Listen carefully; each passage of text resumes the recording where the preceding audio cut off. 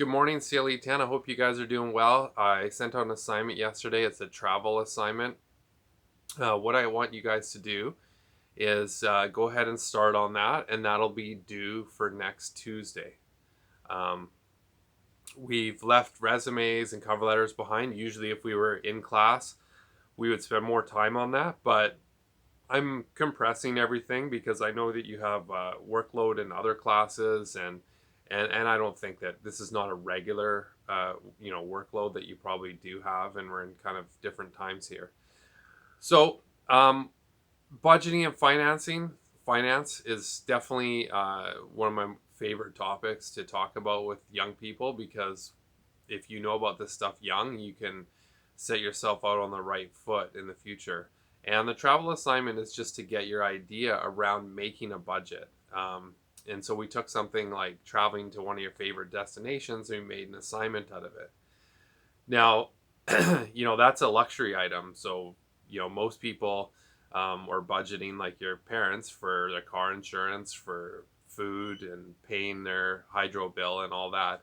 And I didn't base the assignment over something like that because you'll have lots of time to figure that out. So we decided to do something fun like your dream vacation. Um, some of the benefits to that are that you'll get more out of it than just budgeting.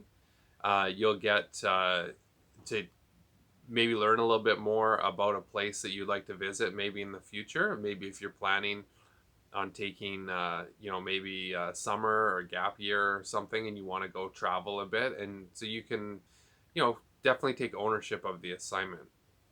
Your budget's going to be $5,000 to do this vacation. And you want to get the biggest, bang for your buck. You want to make your dollar stretch as far as possible. So you're going to be doing a budget, but I'm going to be encouraging you to look for deals and price shop. Always comparison shop whenever you're buying anything. And for travel, it's no different. Now, a little bit about me. I know you guys like my personal stories.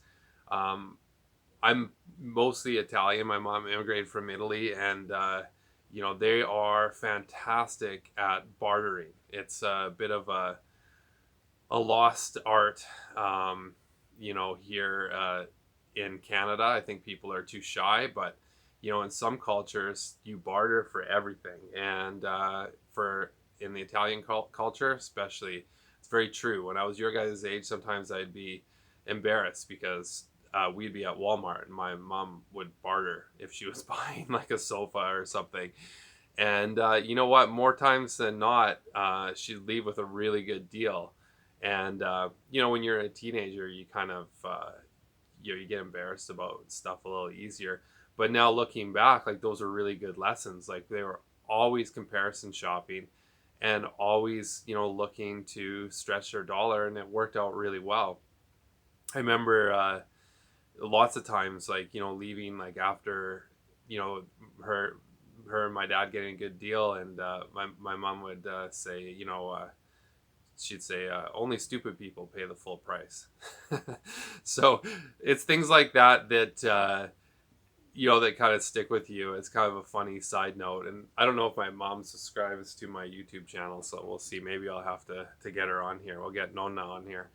um but it's true that like there's different prices. Like if you just want to go to the first place that you find and you just lay down your Visa card, don't expect to get a great deal. I mean, there's different times of the year that you could travel.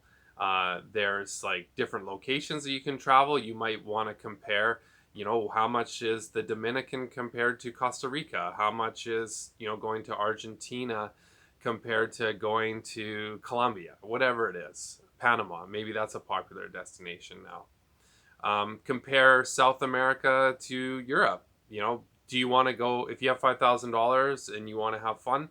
Do you want to go somewhere, like England, where look at our currencies? The English pound's worth double what the Canadian dollar is. So these are things that you should take into consideration. So even though it seems like it's just this really kind of fun, like simple project, there's so much learning here that's not even laid out in the PDF that I gave you. So if I wanted to stretch my dollar and I wanted to go on a nice vacation, I don't think I'd want to go somewhere where my dollar was worth a lot less. So, traveling to the States, our dollar's not worth that much. You got to take that into consideration that every dollar you bring down there is only worth like, maybe 65 cents by the time you exchange it. So if you're looking to have your maximum time, maximum value, maybe you're looking at places like South America, or you're looking at like Southeast Asia, or you're looking at places like, like Vietnam. Maybe there's places in Europe that are more affordable, but that's part of the project, is for you to research these things.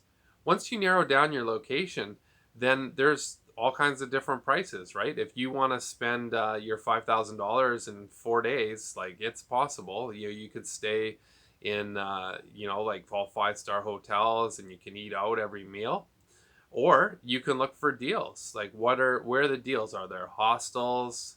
How many meals out will you eat? Like, can you go to the grocery store and have breakfast and lunch, just from the grocery store, and maybe have your one meal for dinner? How far can you make your dollar stretch? I mean, this would be exciting to do in real life. I mean, I gotta admit, right now, like, I'd just like to go to a restaurant in Vernon, never mind going to one in Europe. Um, but it'd be fun to kind of look at and see, a destination you're interested in, try to be interested in the country, uh, comparison shop, like, how expensive is it to be in this one country compared to another location? What do you want to do? Do you want to like do activities? Like, do you want to climb a local mountain, or do you want to explore caves? Do you want to go skydiving? Do you want to go see a special museum? Whatever it is, you need to find out how much that costs, because that's got to be included in your budget. It's hard for me to talk about every single situation that you're going to run across, and you're welcome to ask questions. You can send questions, you can email them if you're confused. It does lay it out in the PDF what you need to have done. This is sort of just me giving you a little bit more detailed explanation. And remember that I'm putting a $5,000 cap on it. So, you have $5,000. You need to pick somewhere that you want to go. You need to make a budget that has to equal $5,000. It's up to you where you want to go. Have fun with it. Try to make it relevant. Like I said, do it somewhere maybe that you might want to go in the future.